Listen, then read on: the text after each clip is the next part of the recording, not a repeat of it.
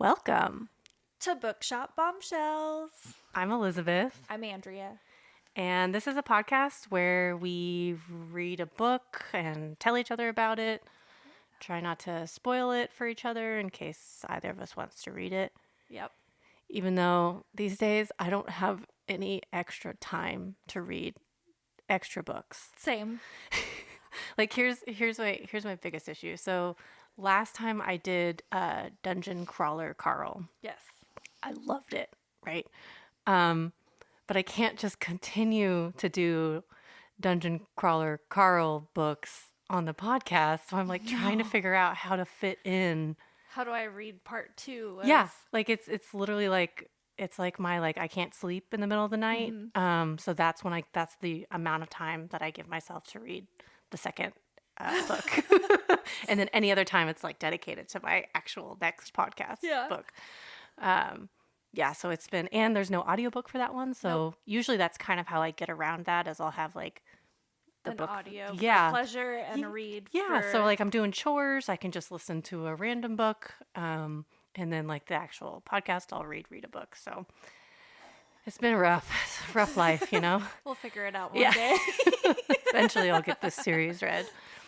10 pages at a time. I know, God. I mean, I have been having issues sleeping, so I'm like 100 pages into the first book now, or the second book, so I don't know if that's good or bad. It's fine. Whatever gets you through the night, yeah. I think. I wish I could just sleep. Okay, so I went first last time, so... Oh, it's my first? Yeah, you get to go first. All right, so this week I read a book called Snow Crash.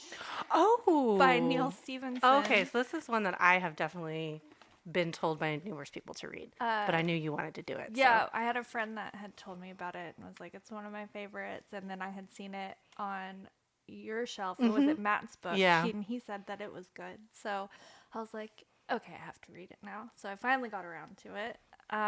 It's a long book, right? Yeah, that's my other issue. I like long books, and it's hard to get a good long book into 2 weeks. I finished it last night. Oh, good. Because it was very long. Yeah, it's like 600 pages. How many pages? It's 500. Oh, okay. Yeah. I thought it was a little longer than that. Thankfully, it was not. Yeah. But that's all I did I'm yesterday. proud of you. Thanks. I am prepared this week. Good. The finished book. And it was really good. So that's probably... The last book I did was really short, and I didn't finish it. Yeah, but it wasn't as good. Yeah. It was a drag. But, so... Yeah, so tell me about Snow Crash. I don't know anything about it. Snow Crash is kind of like... it's based in a dystopian society. Most of the U.S. government has like abandoned all of its functions and private franchises, and a lot of it's ran through the mafia. And so it's kind of a different dynamic. This book was written in 1992 also. Okay.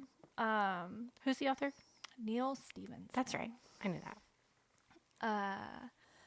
So when it like opens into the story, you're following this guy. They call him the Deliverator. He is a pizza delivery guy. Okay. I like that title. He is like racing through. If you don't get your pizza in 30 minutes or less, like the mafia guy that runs it will show up on a helicopter, and it's not a good time if you're the deliverer. Deliverator? Yeah, the Deliverator. So, it's kind of telling how that dynamic works in the opening chapter. And then the Deliverator, whose name is Hero Protagonist, by the way. He's one of the main characters. Literally his name. Yeah. Wow. That's a little on the nose, but I like yeah, I like the obviousness the of it. protagonist of the story's last name. Yeah, hero protagonist.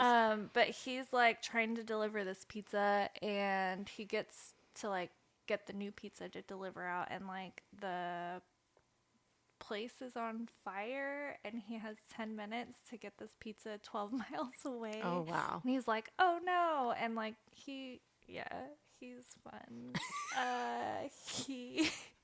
He is racing. So he's just like, screw it, I'm gonna get these people their pizza. And he's like taking shortcuts through fields, but like there's these people called courier. Courier. Thank you. I'm like, what? This is so hard to say. Courier, and like in their universe, like the couriers can like harpoon basically onto moving vehicles, and they like ride around on skateboards, and it's really cool. What? Yeah. Is this a movie? Like, I didn't get that. I know that they originally wanted to write it as a graphic novel, and then like abandoned that. Yeah, this sounds crazy. So like the courier tags on to his late pizza delivery car, and like they cut through this field and try to go through this gate, and like he crashes into a swimming pool that he wasn't expecting. Oh, no. And so it kind of like takes away from the story there, and it talks about how Hero and some friends like I think they helped create the Metaverse, which is like virtual reality. Okay. Which this author is the guy that coined the term Metaverse. Sounds like someone stole that. So good for him. But like, yeah, it's kind of crazy because it was written in it was published in the early 90s. Yeah. So like none of the technology we have today was like there. So like just virtual reality kind of scenarios weren't really thought of, I don't think, in my opinion, for stuff. Who knows? But like but they had helped build the Metaverse, and like he's a hacker. When he's not delivering pizzas, he's like trying to hack information to sell it to get paid for it, kind of thing. He lives in like a really small storage unit. Like they call it storage units, but people live in them because it's dystopian. Yeah. Like nothing. Is there a bathroom in there? How does that work? No, there's not. There's like what I imagine as a truck stop that they have to like pay to use. Oh, yeah. To shower and stuff. But so it's like him and his roommate, Vitality is his roommate's name. Is that like a hacker name? They live. It's his like I'm pretty sure. It's his actual. Oh, I mean the other guy's name is Hero. Protagonist. So. Yeah. So which I know somebody named Hero. I mean it's a cool name. But I haven't talked to them in a long time. So anywho, like he gets fired from the deliberator job. Obviously, he crashed into a swimming pool. I'm assuming he didn't get his pizzas there in time. Got time for that. So, actually, the courier, her name is YT, like the initials, and she ends up like taking the pizza from him after the crash and like delivering it in the last few seconds. Okay, so he doesn't get like I forgot what the repercussions were. I think he like attacked by the mafia. Probably or something? Get murdered. Oh, good. Is for the worst pizza thing that could happen. I don't know. Like for pizza. And I feel like these are flying cars. I don't know if that's just in my head, but are they real cars or flying cars? I pictured them as flying cars. But I don't know why this is like. But then like they talk about having motorcycles and like I don't think the motorcycles fly. Then I probably just imagined the flying cars. But this is supposed to be like futuristic. Yeah. So I always picture flying. Yeah. Yeah. You tell me sci-fi and I say flying cars. Said it flies. So then so Hero's plugged into the Metaverse and he runs into his friend David, and they helped create this club in the Metaverse called the Black Sun, and then like all these hackers go there to hang out, and like famous people, and they like Hero goes in there to try to get intel to like sell off to the Central Intelligence Corporation. That's who you sell your info to. Okay. It's a little too on the nose also for current times. But so when he's in the Metaverse, everybody's got like avatars and stuff. So some people like make really fancy ones. There's like NPC versions of avatars running around too. But Hero's in there and he's like doing stuff, and he sees this like black and white, like really kind of not very good avatar, and it like comes up to him and is basically like, "Hey, Hero, you want to try some snow crash? And Ooh. he's like, what is that? A drug? That's not going to do anything in the metaverse. Like, Yeah, like this is fake. No. Yeah. Like, absolutely not. He doesn't take it. And then after that guy's interaction happens, like his friend Juanita comes up and I was like, hey, like they haven't seen her in a long time. Hey, I just came to tell you guys, like, if somebody offers you snow crash, don't mess with it. That's bad. I'm working with a bunch of people right now to try to like figure this out. Da da da da. And he's like, all right, cool. Have you talked to David already? And she's like, yeah, I told him not to mess with it. So then she leaves before he can like really ask a lot of questions. And then he goes up to David and David's like, I'm going to try this snow crash. And it's really bad, like, his avatar starts, like, fading in and out, and, like, the voice gets all jumbled, and I think it just, like, kind of disappears. Yeah. In a more theatrical Yeah. version. So then Hero's like, oh, well, dang. And so you come back into the real world, and him and YT are talking, and she's like, hey, have you ever heard of this cool rock band Vitality, Chernobyl, and the Meltdowns? They're going to be playing in town. Such a cool band name. And he's like, yeah, his roommate his roommate, Vitality. singer. Yeah. So there's this big concert going on, and so he's actually driving Vitality to the show, and he gets there, and there's this other guy that's there, Lagos, I think is his name, and he was like, hey, if you see this guy Raven, stay away from him. And he was like, well, what? Like, what do you mean? He's like, just don't look for him, don't follow him, stay away. And he was like, all right. And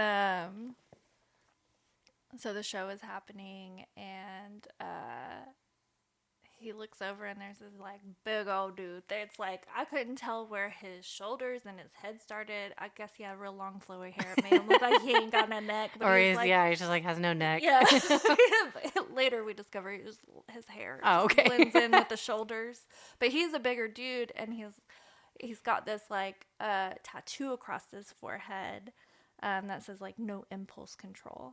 Okay. And so I forgot to mention that YT ended up getting booked into jail for delivering that pizza. It wasn't her job. Oh no! Like they got her in trouble or whatever. So like Hero had to like help bust her out. And there's like the nice jail, which she tried to like bribe the police, the enforcers or medicops. Like there's all these different kinds. But she's like gives them money to take her to the good jail.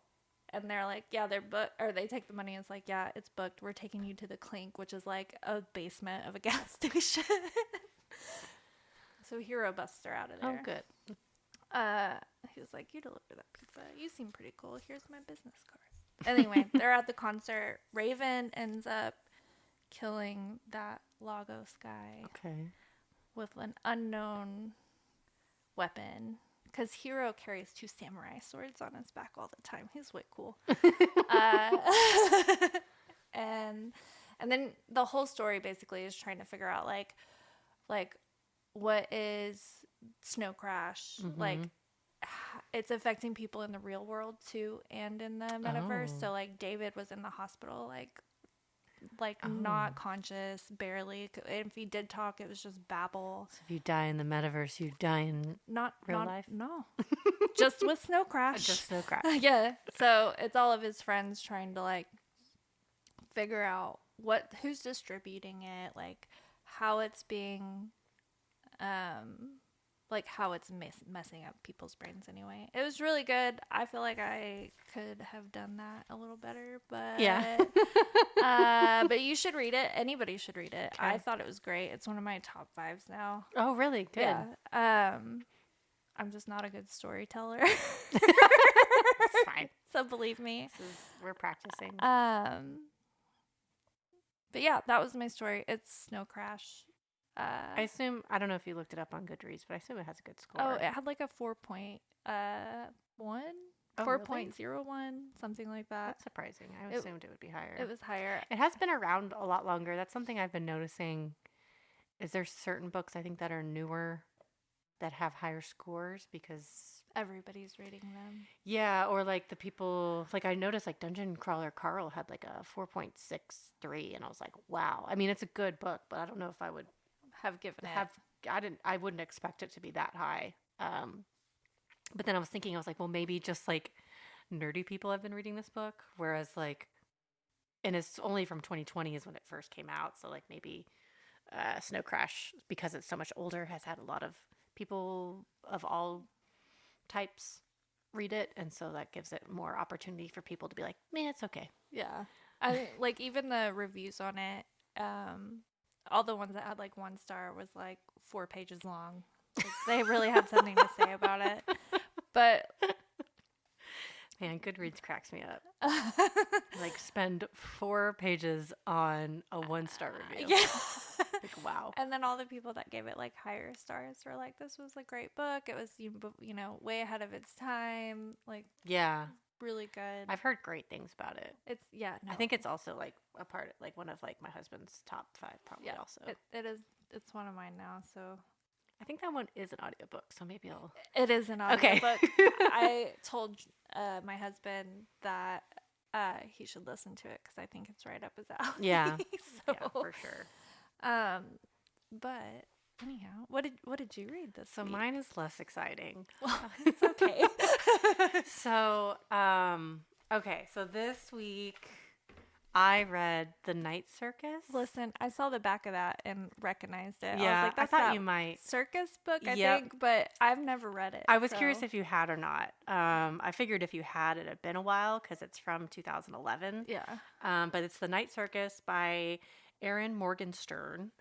Erin with an E. This book was it was rough to like review because I liked it. I did. It was enjoyable, well written. Kind of like one of those things where like the plot wasn't the best. Like, okay, so my best like description of this book, and I don't know if you've seen this movie, but there's this movie called Big Fish. I don't know that I ever watched It's that. from like 2003 or I can something. picture the cover of like the movie. Yeah, it's got God, I can't remember anyone's names right now. It's okay. That's what happens. He was in the Star Wars. Ewan McGregor, I think. Oh, yeah. And it's just like a book about storytelling. So it's sort of like that. I remember watching that movie and I actually really liked that movie. It was like very fantastical and like fun to watch. But kind of when you finish it, it's like, what's the point? Sort of. Yeah. That was like how I felt with this book. Like it was like very much like it leaves you in the dark for the most of the book. So you're just like, what? I just have to know like what, like it's just like all this stuff is building. And then it sort of builds to the point where you're like, is this going to pay off? And then you're kind of like, I don't think this is going to pay off. Oh no. And then you're like, oh, okay. I get it. Like it's just, it was good, well written. Like I said, well written, but it may not be. You know, I'd probably personally, yeah, definitely not my top 5. I'd personally give it like a 3.5. I think it had like a 4.0 something on Goodreads. And I did check that Goodreads score after I'd already spent a good 200 pages on the book, and I saw that and I was like, I for some reason thought it was going to be so much higher. Like, I don't know, because when you first start it, you're like, oh, this is good. Oh, this is, and then you're like, oh, I don't know if this is going to go anywhere. Oh. And no. I saw that score and I was like, oh, I doubt this is going to go anywhere. Okay, so let me tell you about it. Yeah. So it takes place in kind of the like late 1800s, early 1900s. It starts in 1873.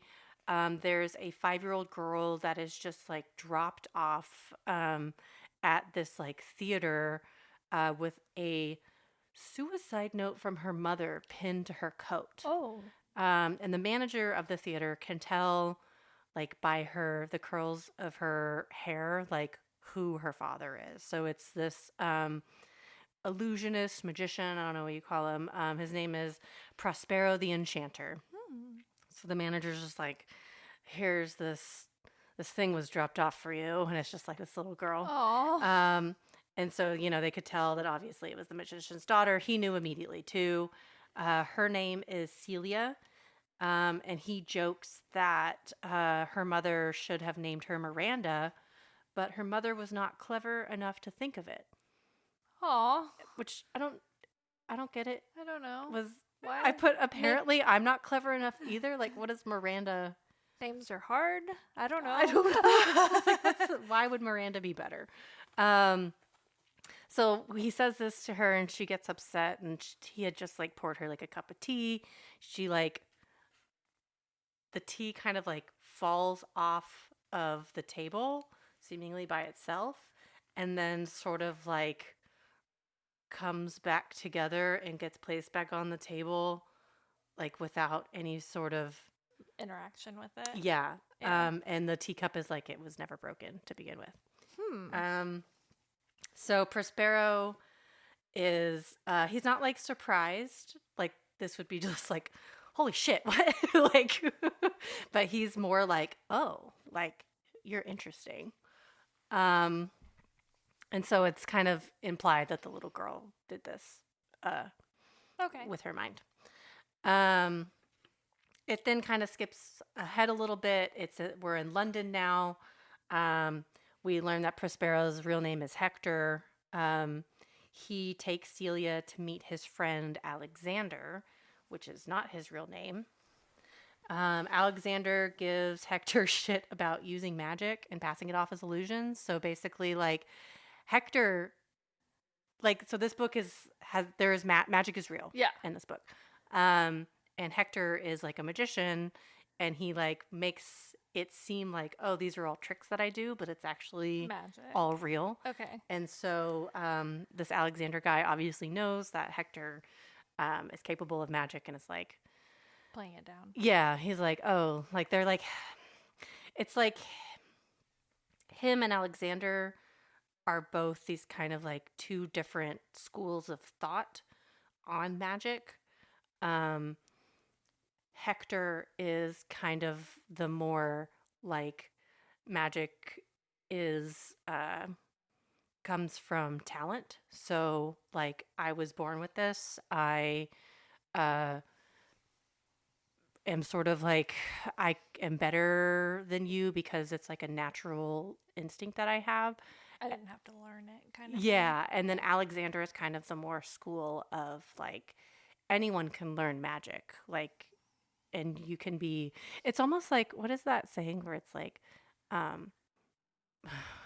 it's like, whatever, it's like, give me a bit of it. It's like talent beats. Oh. It's like hard work beats talent when talent doesn't work hard. Yeah. I think I feel like that's like the theme of this book, where it's like, which is better, like talent or hard work? Yeah. Like, can those two be kind of together? Which would win? Yeah. Basically. So Celia, Hector asked Celia to show Alexander some of her skills. So she's still 5 at this point. And Hector pulls out like this pocket watch, and she starts to like levitate it with her mind. Ooh. And Alexander's like, that's cool, but like, that's pretty basic or whatever. For a 5-year-old. Yeah, for a 5-year-old. And this sort of like pisses her off. And she just like shatters the pocket watch. And so Alexander's like a little bit more impressed by this. He's like, ooh, like, look at you. He's like, but you're going to have to get that anger under control or whatever. Oh. Hector then starts like talking about a competition. Like I said, this whole book, like probably like the whole first half of the book, like you have no idea what's going on. They're just kind of talking about things that you're just like, what is this? So Hector starts talking about a competition where Celia will go against a pupil of Alexander's choosing. Hector is so sure that Celia will win because she's, innately talented. I mean, she's showing these great skills at 5. He's not really paying attention to Alexander's concern that she is his own daughter.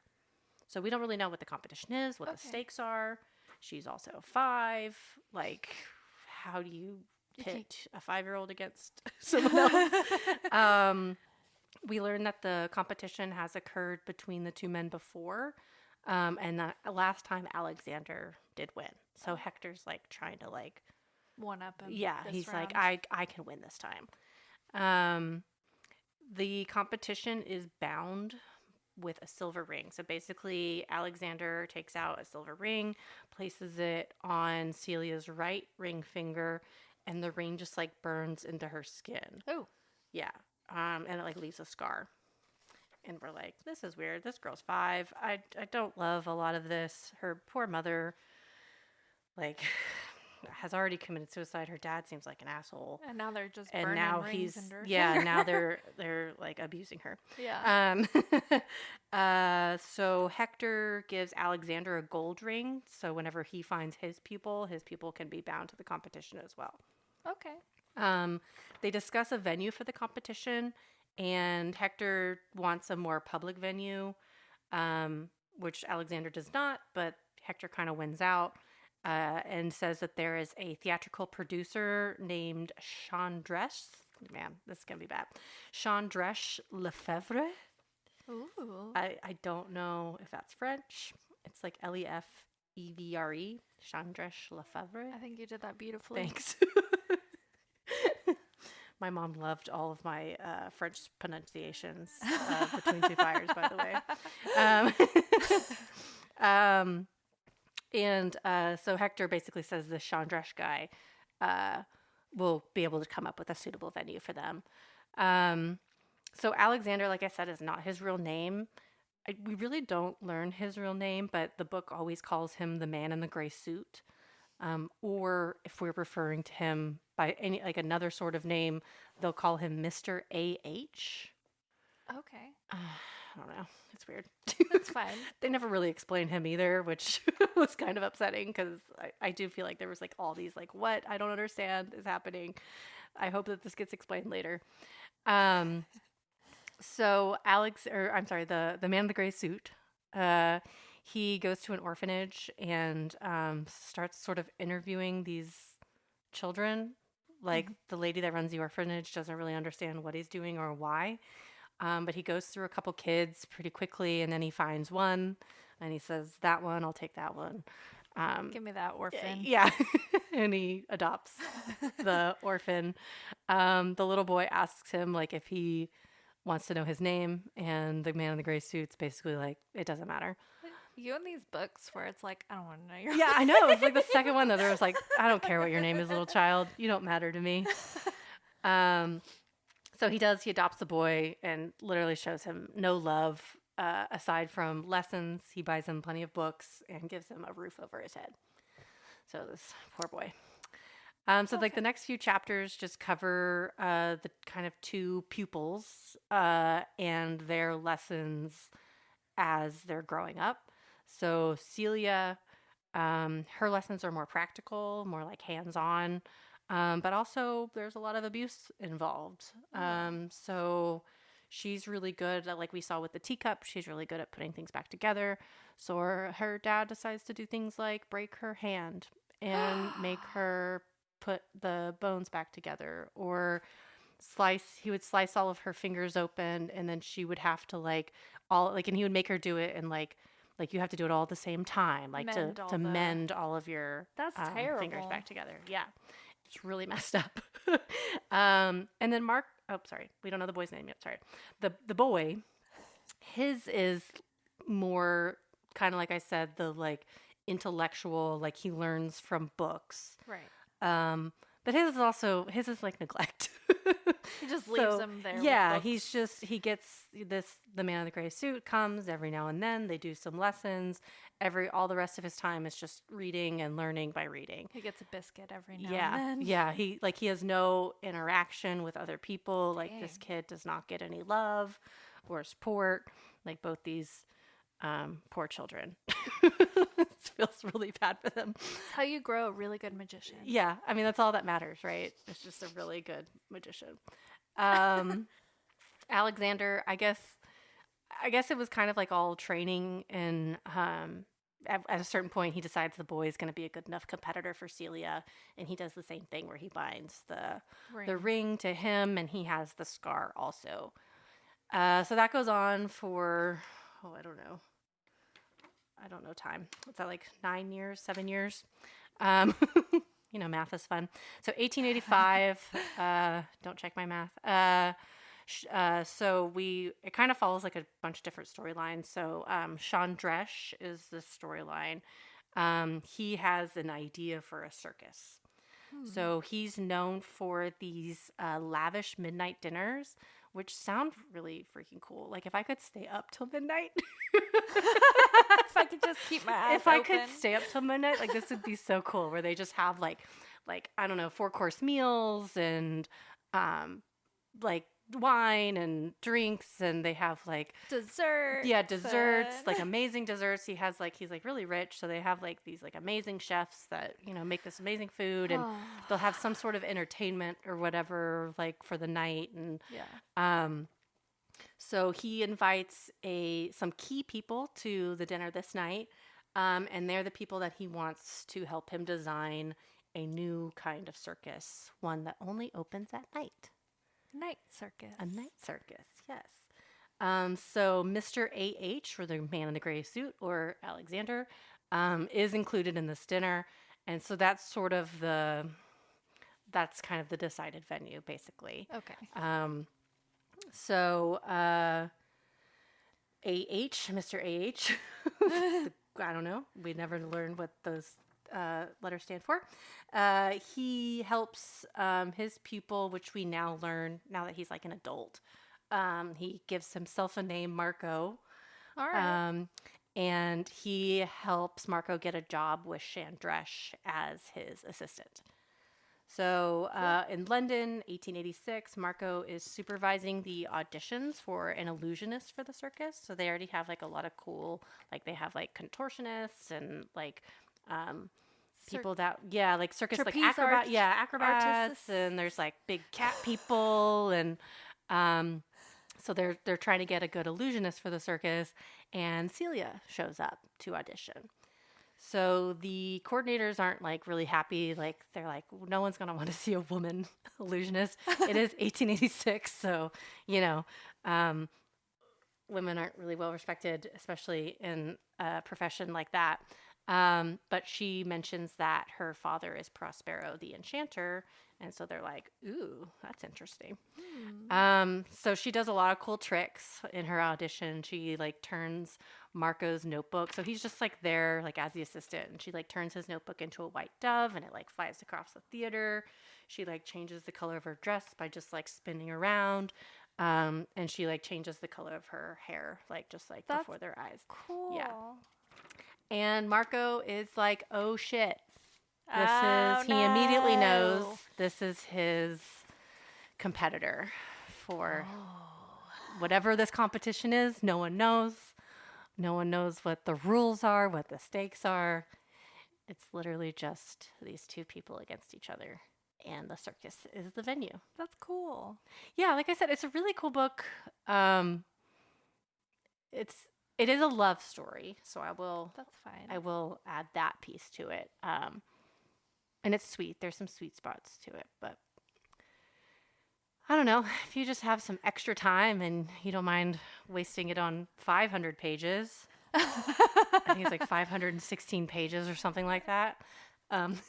Pick this book up, but you could also read 548, I believe, pages of Snow Crash. Or Dungeon Crawler Carl is like my new one to recommend to people. I feel like Night Circus was recommended to me a lot when we were at the bookstore. Yeah, that's actually there was a girl that recommended. She actually told me to recommend it to people also, like during like holiday seasons and stuff, if people were looking for books. So I trusted her. It's pretty. It's a pretty book. It's real pretty. Yeah. What, is it got an audio? There is an audiobook, and I did try to listen to it. Was it the narration? It wasn't the narration. It's kind of how it's written is hard to pay attention. I don't know if that's the right way to say it. It doesn't kind of keep your interests maybe. Yeah, or I just get like, it's like almost hard to follow, Okay. like unless you're reading the words, because it's written in a very, what's the right way to say this? It's like written in a fantastical way that like it's not a straightforward kind of Yeah, book. like I think I listened to like the first couple chapters and I was like, I have no idea what's going on right now. And it is a book where you don't know what's going on, so maybe that was The harder the part hard of the part audiobook. because I just assumed I wasn't paying attention or something. So I was like, I'm just gonna read this. Okay. Yeah, but yeah, it's okay. I do have some side recommendations. Let's hear them, please. Aside from Dungeon Crawler Carl book 2, that I'm also reading, but so I have a friend who I almost did a book just for fun for this episode called Butcher and Blackbird. Oh, yeah. So I told you about this a little bit. I decided not to because it's not for me. It's a dark romance. That's okay. I always want to get into romance. I do feel like that's a genre that has so many books in it that like I want to get into it. Like it's really diverse. Yes. Romance. Yeah. And this one in particular is weird because it's like two serial killers that find each other. And like they're serial killers that kill bad people, like they're like Dexter style. Okay, yeah. But I did sort of realize in reading this book, like I made it like halfway through. It's like and then like nothing happens. Like there's like a 2-page long like what's it called? Not spoiler. Andrea, I need you to help me here. I'm really trying to read your brain right now. I'm trying so hard. a 2-page long explanation. No, like you know, like trigger warning. That's the word. Okay. So there's like a 2-page long trigger warning when you start. pages? It was really long. It was funny though. Like Okay. it is an entertaining Throw trigger a little warning. humor in there. And Yeah. I'm here for it. And so I was like, oh my God, what is this gonna be? And then I'm like reading it and I'm like, oh, this like isn't actually as bad.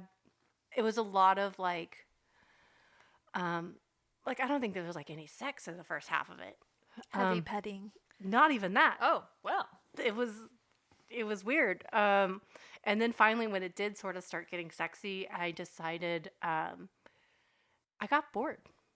Oh. I think I decided that sexy books are like I don't know if you read like The Lord of the Rings. No. But like when there's just like a bunch of chapters of walking, That's why I didn't read or it. there's like there's like paragraphs describing like the moss on trees. I just am like, I don't care. Just get me to the plot. I just care about the plot. And I think I decided that romance books, I like will they, won't they's, but always won't they. So, okay. actual side recommendation, which I did have a friend that I told them about this, theory of mine. And I'm like, I like will they, won't they's, but they always have to, won't they? So my favorite TV show of all time is Buffy the Vampire Slayer. Nice. And her and Angel are always, won't they? Because they can't They can't work. They can't work, or Angel turns bad or whatever. So I think that's probably like where that stemmed from, where I'm just like, I love the lead up. I never thought about it that way. Yeah. But that's like a really good point. Like, it's just like so much build up, and then you're like, but we can't, and we can never. It's like, well, and that's like a lot of TV shows that have that romance build up on people when they finally do get together. You're like, the show is terrible Bones, now. exactly. Yeah. Bones, which is so funny because it's also David Boreanaz. But I know. But yeah, like season like 1 through 3, I don't remember the actual season they get together. But once they get together, Bones just just plummeted it just for me. Shows, all right, what's your next case? Yeah, but it's not. It's like you're invested in the relationship. yeah, it's the cases, but it's also the like characters. We love each other, but we can never tell each other that. Yeah. But okay, so the actual side recommendation that comes from this, let's hear it, is because I probably won't do it on the podcast, even though I really considered it.